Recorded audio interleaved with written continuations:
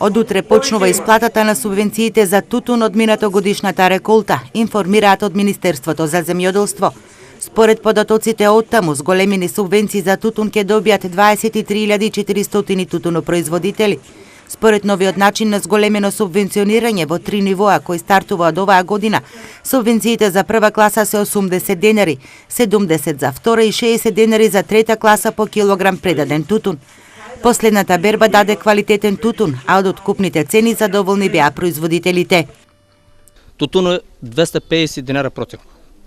Толку. Вие задоволни ли сте од цената? Презадоволен. Сега добро ли да се работи тутун? Субвенции ќе земете? Добро. Добро исплаќа се како оваа година да биде ако се продолжи вака, ќе се исплати. Вие понатаму ќе произведувате до година повеќе? Да, точно. Ќе се зголемуваме повеќе.